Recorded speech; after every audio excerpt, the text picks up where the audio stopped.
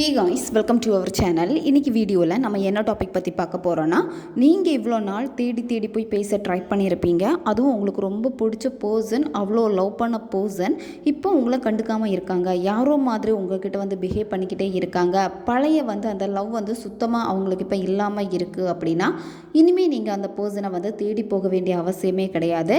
இதை இன்னைக்கு இரவே நீங்கள் செய்யுங்க. எப்பேற்பட்ட நபராக இருந்தாலும் சரி, இனி அவங்க தான் தானே உங்களை தேடி வருவாங்க. நீங்கள் அவங்களுடைய லவ்வுக்காக கெஞ்சிக்கிட்டே இருந்திருப்பீங்க. இனிமேல் அவங்க தான் உங்களுடைய லவ்வுக்காக உங்கள் பின்னாடி சுற்றிக்கிட்டே இருப்பாங்க. ரொம்பவும் எளிமையான ஒரு முறை தான் இது உடனடி ரிசல்ட் கொடுக்கக்கூடிய ஒரு சூப்பரான மெத்தட் இது. இந்த மெத்தடை நீங்கள் அமாவாசை அல்லது பௌர்ணமி நாள் அன்னைக்கு கூட இதை நீங்கள் செய்யலாம். அப்படி இல்லைன்னா எந்த டேல வேணாலும் இதை நீங்கள் செய்யலாம். அமாவாசை அல்லது பௌர்ணமி நாளில் நீங்கள் செய்கிறப்போ இதனுடைய ரிசல்ட் ரொம்ப ஃபாஸ்ட்டாக உங்களுக்கு இருக்கும். இந்த மெத்தடை எந்த நேரத்தில் செய்யணும் அப்படின்னா, நைட்டு 10 மணிக்கு மேலே இதை செய்யணும். 10 மணிலேருந்து 12 மணி இந்த இடைப்பட்ட நேரத்துக்குள்ளாடி நீங்கள் செய்யுங்க.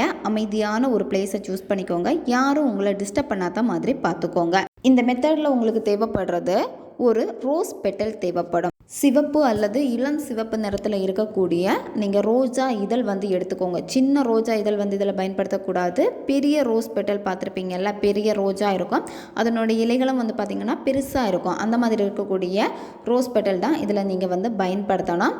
இதில் என்ன கலர் பென் பயன்படுத்தணும் அப்படின்னா, ரெட் கலர் பென் பயன்படுத்திக்கோங்க. மார்க்கர் யூஸ் பண்ணிக்கோங்க.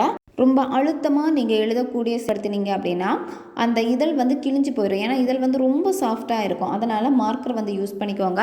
முதல்ல உங்களுடைய பேர், உங்கள் டேட் ஆஃப் பர்த் எழுதணும். அதுக்கப்புறமா உங்கள் பர்சனுடைய பேர், அவங்களுடைய டேட் ஆஃப் பர்த் எழுதிக்கோங்க. டேட் ஆஃப் பர்த் உங்களுக்கு தெரியல அப்படின்னா, அவங்க பிறந்த இயர் அப்படி இல்லைன்னா அந்த நாள் கிழமை தெரியும் அப்படின்னா அதை நீங்கள் எழுதிக்கோங்க.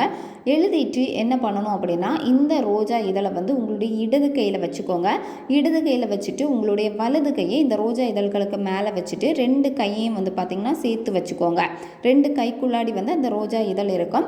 இந்த கையை உங்களுடைய ஹார்ட் சக்கரா, அதாவது உங்களுடைய இதயத்துக்கு பக்கத்தில் வச்சுட்டு கண்களை மூடிட்டு, அந்த பர்சன் உங்கள் கூட இப்போ சந்தோஷமான ஒரு வாழ்க்கையை வாழ்ந்துட்டு இருக்காங்க, எப்போவுமே உங்கள் பின்னாடி தான் வராங்க அப்படின்னு அதை நீங்கள் சந்தோஷமாக விஷுவல் பண்ணணும். ரொம்ப ஹாப்பியான ஒரு லைஃப்பை உங்கள் பர்சன் கூட நீங்கள் வாழ்ந்துட்டுருக்கீங்க அப்படின்னு நீங்கள் அதை நினச்சிட்டு ஹாப்பியான அந்த உணர்வு நிலை, சந்தோஷத்தை நீங்கள் வெளிப்படுத்தணும். கிடைச்சா எப்படி நீங்கள் சந்தோஷப்படுவீங்க, அது உங்களுக்கு கிடைச்சிடுச்சு, சந்தோஷமாக இருக்கேன் அப்படின்னு அதை நீங்கள் வெளிப்படுத்துங்க.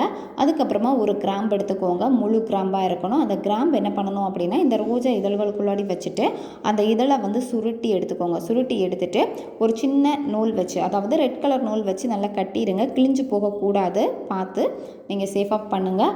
அதுக்கப்புறமா இதை என்ன பண்ணணும் அப்படின்னா, சின்ன தேன் பாட்டிலுக்குள்ளாடி போட்டுட்டு நல்லா டைட்டாக மூடிடுங்க.